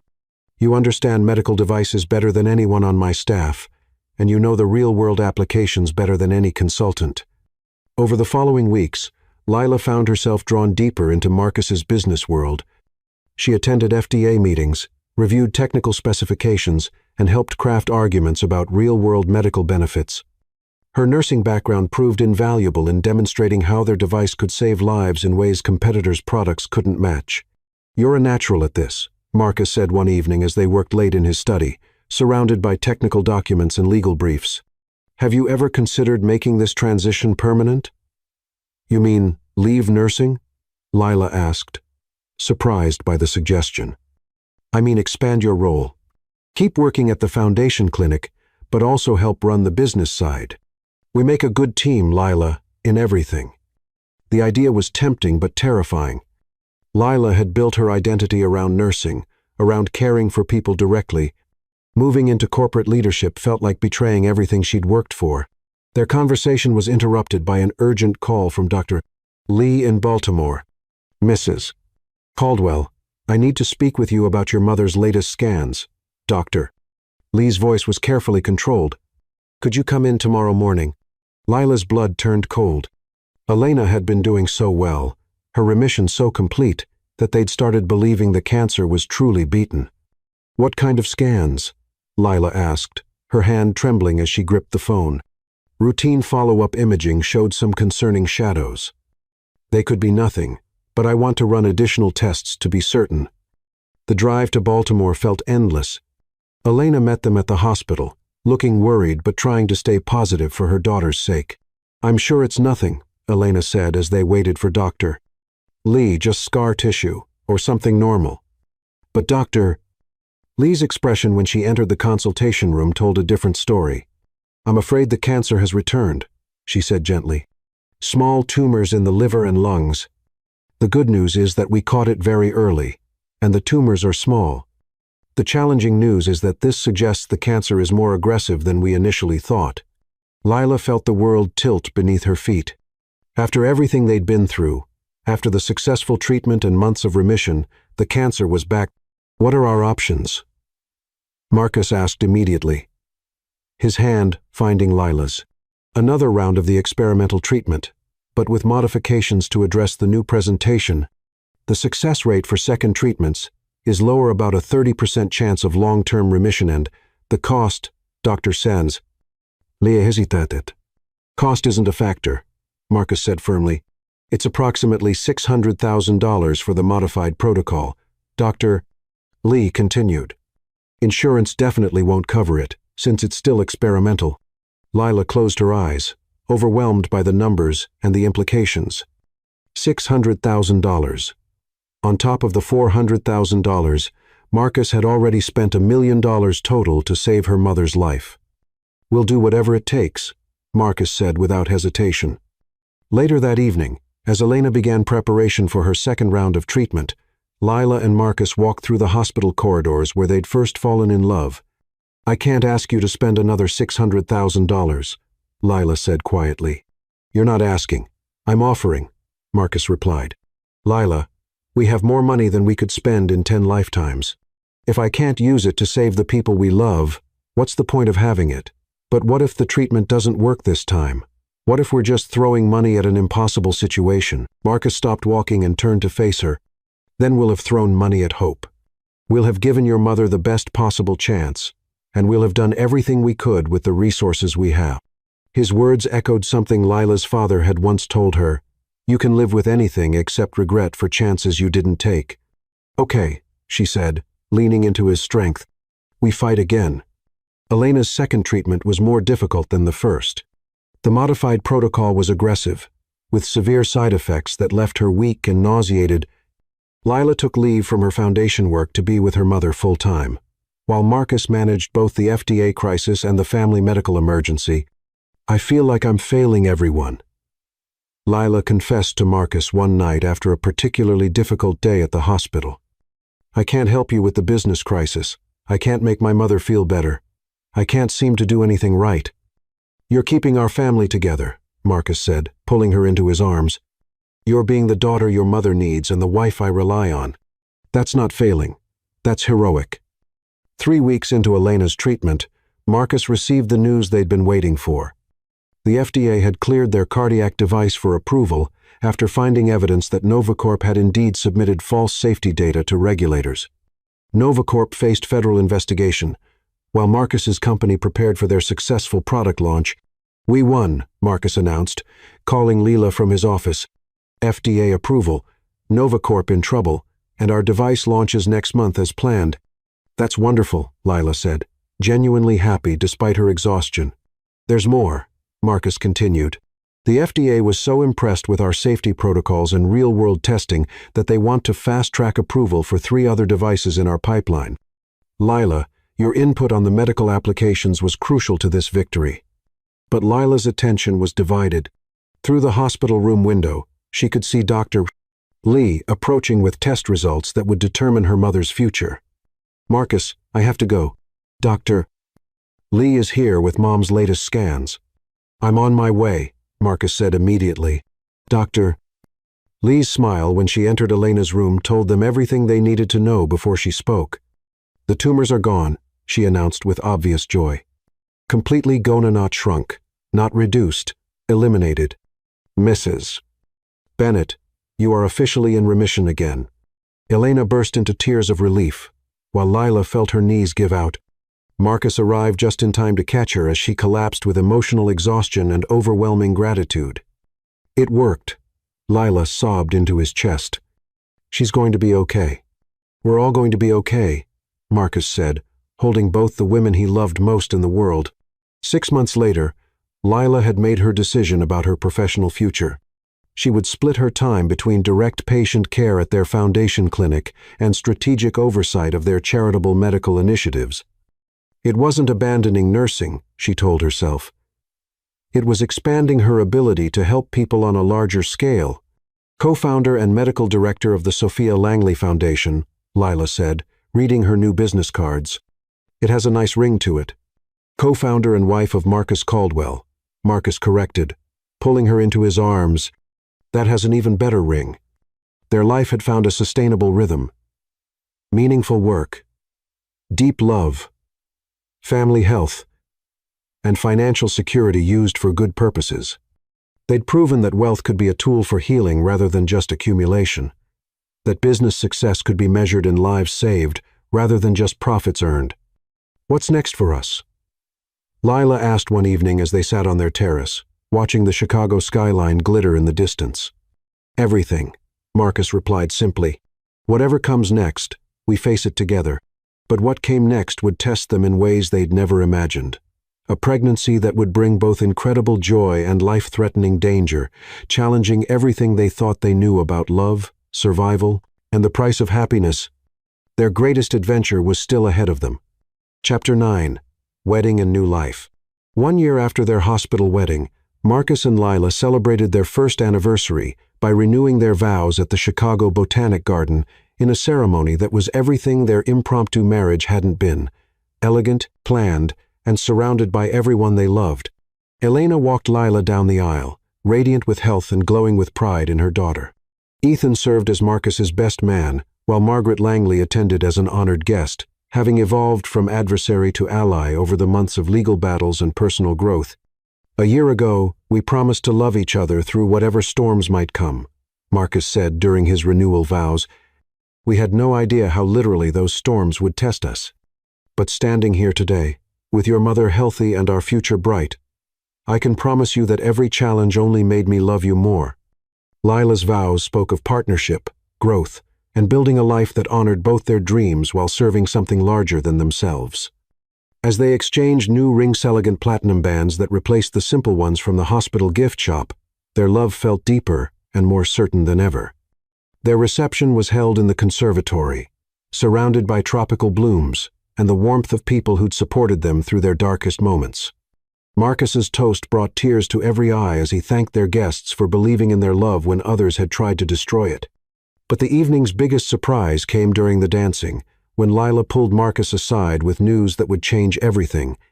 "I have an anniversary gift for you," she said, leading him to a quiet corner of the conservatory.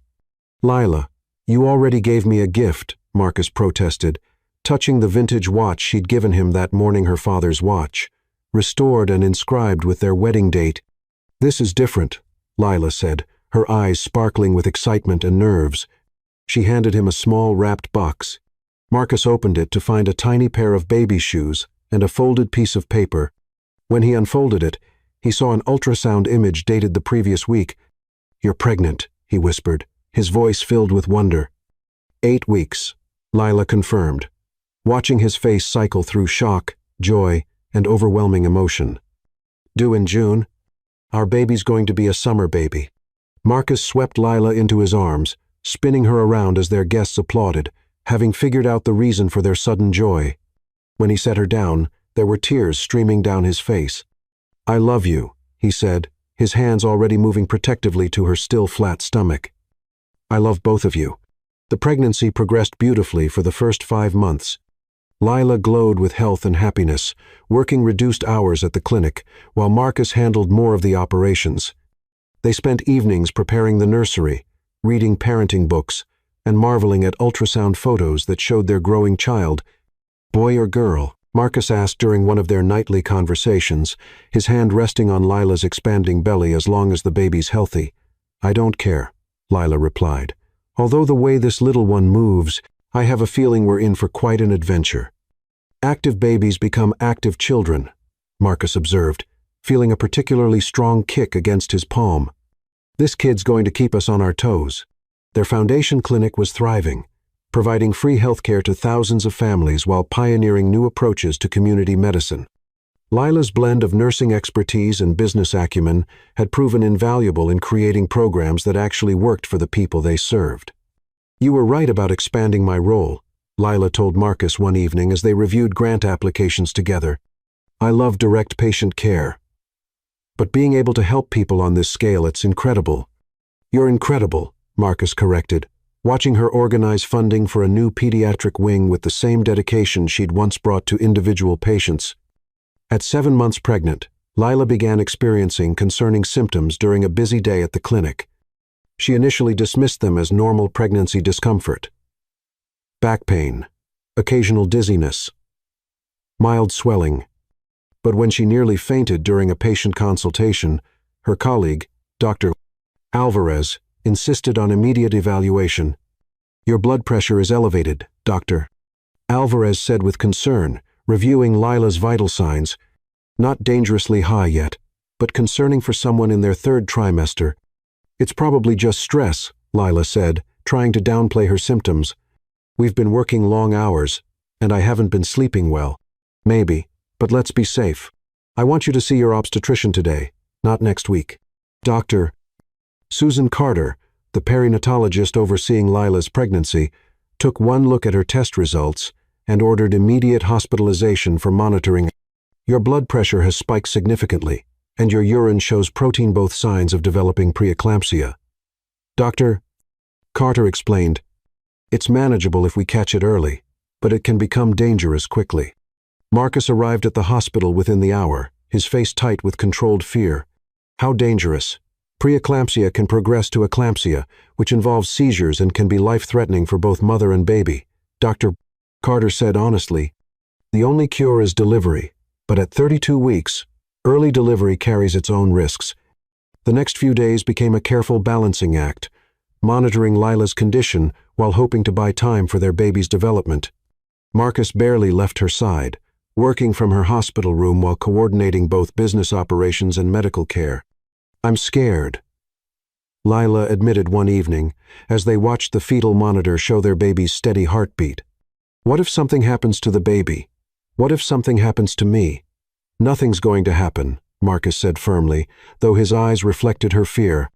"We have the best doctors, the best hospital, the best care money can buy. We're going to get through this together." But Lila's condition deteriorated rapidly over the next week. Her blood pressure continued climbing despite medication, her liver enzymes became elevated, and she began experiencing severe headaches that indicated the preeclampsia was progressing to its most dangerous stage. "We need to deliver today," Dr. Carter announced after reviewing Lila's latest test results. "Her condition is becoming critical, and waiting any longer puts both of them at serious risk." "But it's only 33 weeks, Lila protested weakly. "Is the baby ready?" "Babies born at 33 weeks have excellent survival rates with our NICU team," Dr. Carter assured her. "And staying pregnant any longer might not be survivable for you." As Lila was prepared for surgery, she gripped Marcus's hand with desperate strength. "Promise me something," she whispered, her voice weak but urgent. "Anything," Marcus replied, bringing her hand to his lips. "Promise me that if something happens, if you have to choose, you'll choose the baby. Our child needs a father." "Nothing's going to happen," Marcus said fiercely. "You're both going to be fine. I refuse to accept any other outcome." "Marcus." "No," he interrupted, his voice breaking.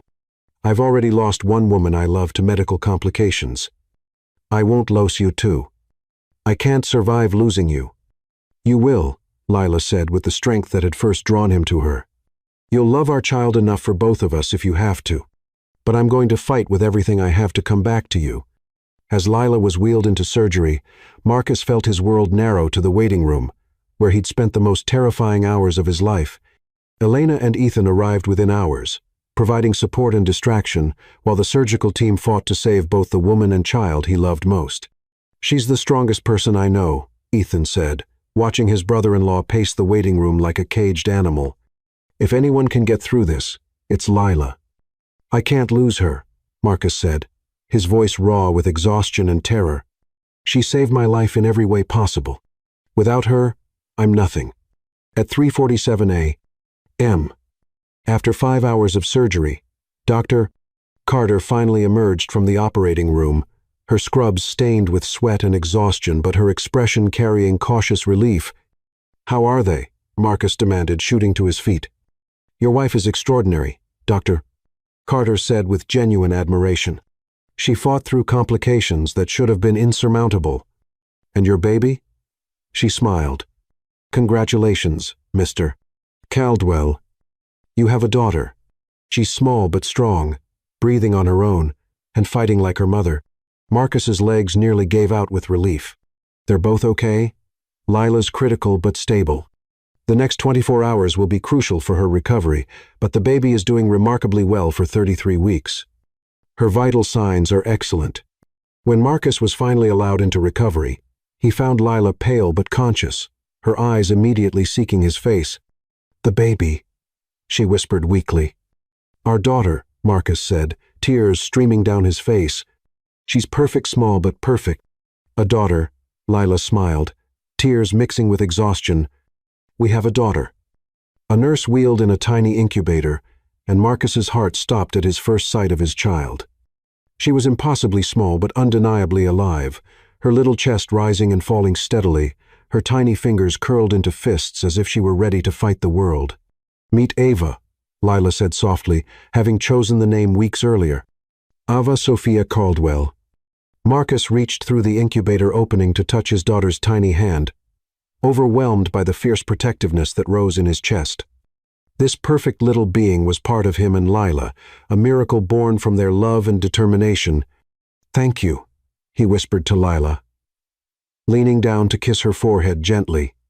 "Thank you for fighting, for surviving, for giving me everything I ever dreamed of.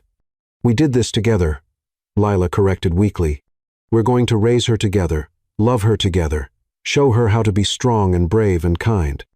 As Marcus held vigil over his wife and daughter, watching Lila sleep while Ava's monitors beeped steadily, he reflected on the journey that had brought them to this moment. They'd survived accidents, corporate betrayal, family interference, and medical crisis. Now they had a daughter who would carry their love into the future. The hardest night was over, but their greatest adventure, parenthood, was just beginning. Chapter 10. Miracle of Love. The emergency surgery began at 10:30 p.m. on a cold October night, with Marcus Caldwell pacing the waiting room like a man possessed. Lila's preeclampsia had progressed to HELP syndrome, a life-threatening condition that could kill both mother and baby within hours if not treated immediately. Elena and Ethan maintained vigil with him, but Marcus was consumed by terror that felt familiar and devastating.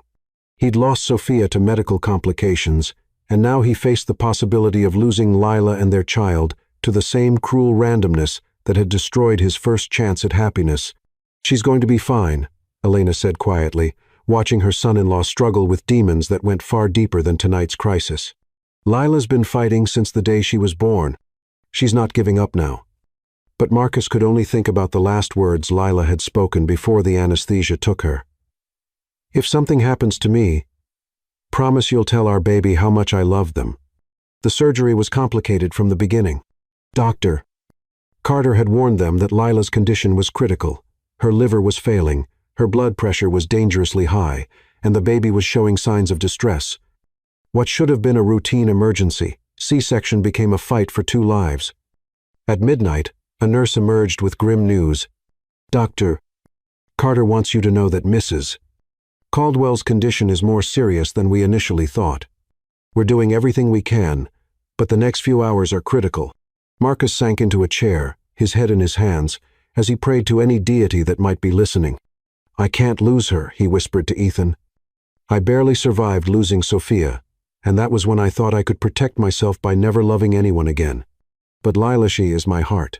Without her, I don't exist." "You won't lose her," Ethan said firmly, though his own voice shook with fear. "Lila's too stubborn to die. She's got too much to live for." At 2:00 a.m., Dr. Carter emerged from surgery, looking exhausted and concerned. "Mr. Caldwell, we've delivered your daughter, and she's doing well considering the circumstances." But Lila, Marcus's world stopped. What's wrong? Her blood pressure spiked dangerously during delivery, and we're struggling to control massive bleeding. We've had to call in additional specialists. The next hour is critical. Can I see the baby? Marcus asked, needing something to hold on to. Dr. Carter nodded, leading him to the NICU, where a tiny figure lay in an incubator, surrounded by monitors and tubes but breathing steadily. She was impossibly small but perfect, with Lila's delicate features and what looked like it would be Marcus's dark hair. She's beautiful, Marcus whispered, touching the incubator glass. Fight for your mama, little one. She needs to wake up and meet you. He returned to the surgical waiting area, where the minutes crawled by like hours. At 3:30 a.m., another nurse emerged with news that made his blood run cold. Mr. Caldwell, we need you to be prepared. Mrs. Caldwell has flatlined twice in the past hour. The team has managed to resuscitate her both times, but her condition is extremely critical. Marcus felt his world shatter. After everything they'd survived, after all the love they'd built, Lila was slipping away from him, just as Sophia had. The irony was devastating. Both women he'd loved, dying from medical complications despite having access to the best care money could buy. I need to tell her something, Marcus said desperately. I need her to know. She can't hear you right now, sir, the nurse said gently, but sometimes they say that loved ones can sense when family is near. Marcus was allowed into the OR observation area, where he could see the surgical team working frantically over Lila's still form. Machines beeped, monitors showed erratic patterns, and doctors moved with urgent precision around the woman who'd become his entire world. Fight, my love, he whispered against the glass. Come back to me. Come back to our daughter. We need you. I need you. At 4:15 a.m., the surgical activity suddenly intensified. Marcus watched in terror as more doctors rushed into the OR, their movements becoming even more urgent. Dr. Carter emerged 20 minutes later, her scrubs soaked with sweat and her face showing exhaustion mixed with something that looked like surprise. Mr. Caldwell, she began, and Marcus braced himself for the worst news of his life. Your wife? Doctor? Carter paused, shaking her head as if she couldn't believe what she was about to say. Your wife is remarkable. She fought through complications that should have been fatal. We lost her 3 times on that table, but she fought her way back each time. Marcus's legs nearly gave out. She's alive? She's alive, critical but stable. But, Mr. Caldwell, there's something else. Doctor. Carter's expression shifted to wonder. During the surgery, when we were trying to control the bleeding, we discovered something unexpected. Lila was carrying twins. Twins? Marcus's world tilted. The second baby was perfectly positioned behind the first, which is why all our ultrasounds missed him. We've successfully delivered both children, a daughter and a son. They're small but incredibly strong, just like their mother. Marcus's knees gave out completely. Ethan caught him as he collapsed, sobbing with relief so intense it felt like rebirth. After 5.5 hours of surgery, after watching Lila die and return to life 3 times, he had his wife and 2 children, a family he'd never dared dream possible. Twins? He whispered through his tears. We have twins. Your son and daughter are in the NICU, both breathing on their own and showing excellent vital signs for 33 weeks, Dr. Carter continued. And Lilashay's asking for you. The recovery room was quiet except for the gentle sounds of medical equipment. Lila lay pale against white sheets, looking fragile but conscious, her brown eyes tracking to Marcus the moment he entered. Hey, she whispered, her voice hoarse from the breathing tube. Hey yourself, Marcus replied, his voice breaking as he approached her bed. How are you feeling? Like I got hit by a truck, Lila admitted with a weak smile. But alive. We're all alive? We have twins, Marcus said, taking her hand carefully. A daughter and a son. Lila's eyes widened with wonder. How is that possible? Doctor. Carter said the boy was hiding behind his sister-perfect positioning that fooled every ultrasound. Marcus's voice was thick with emotion. They're both beautiful, both strong, both fighting like their mother. Tears streamed down Lila's face. I'm sorry I scared you. I know you've lost too much already. You didn't lose anything, Marcus said fiercely, bringing her hand to his lips. You gave me everything. You gave me our family, our future, our forever. Two nurses wheeled in tiny incubators, and Marcus's breath caught at the sight of his children together. The daughter they'd already met lay peaceful in one incubator, while her brother, slightly smaller but equally perfect, slept in the other. Both had full heads of dark hair and the long fingers that suggested they'd inherited their father's height. Meet Ava and Liam, Lila said softly, having chosen both names during their pregnancy planning. Ava Sophia and Liam Ethan Caldwell. Marcus reached through both incubator openings to touch his children's tiny hands, overwhelmed by the fierce love that rose in his chest. Ava's fingers wrapped around his thumb with surprising strength, while Liam opened his eyes, the same intense blue-gray as his father's sand, seemed to focus on Marcus's face with startling awareness. They're perfect, Marcus whispered. Absolutely perfect. Thank you, Lila. Thank you for fighting, for surviving, for giving me them, for giving me everything. We did this together, Lila corrected, watching her husband fall in love with their children. We're going to raise them together, love them together. Show them how to be strong and kind and brave. I love you, Marcus said, leaning down to kiss Lila's forehead gently before touching each baby's tiny cheek. I love all three of you more than life itself. 6 months later, the penthouse had been transformed from a sterile bachelor pad into a home filled with life, love, and the controlled chaos of twin infants. Baby equipment covered every surface, photographs of Ava and Liam adorned every wall, and the sound of laughter echoed through rooms that had once known only business calls and solitary meals. Lila had recovered completely from her traumatic delivery, returning to part-time work at their foundation, while Marcus handled business operations around their children's schedules. They'd found the perfect balance: professional partnership, romantic love, and devoted parenthood, all woven together into something beautiful and sustainable. Their foundation was thriving, providing free health care to thousands of families while pioneering new approaches to community medicine. The Sophia Langley Foundation had become a model for other charitable organizations, proving that business success and social responsibility could work hand in hand. But their greatest success was the family they'd built together. Are they finally asleep? Lila asked as Marcus emerged from the nursery, looking exhausted but blissfully content after the nightly battle of getting 2 6-month-old babies to settle down. For now, Marcus replied, pulling Lila into his arms. Ava went down easily, but Liam fought like his mother, determined to stay awake and see what he was missing. Lila laughed, the sound that had first captured Marcus's heart still making his pulse race. He gets that stubborn streak, honestly. Between your determination and my independence, these children are going to be a handful. The best kind of handful, Marcus agreed, spinning Lila slowly around their living room in an impromptu dance to music only they could hear. They swayed together in the soft glow of Chicago's lights, baby monitors crackling softly with the sounds of their sleeping children. Lila rested her head against Marcus's chest, listening to the steady heartbeat that had become her favorite sound in the world. Do you ever think about how different our lives would be if you hadn't crashed that night? Lila asked softly. Never, Marcus replied immediately, because I can't imagine a life without you in it. You and our children are my whole world. No regrets? Not even about the money we spend on charity instead of adding to your already obscene wealth? Marcus's laugh was rich and warm. The only thing I regret is waiting so long to understand what real wealth looks like.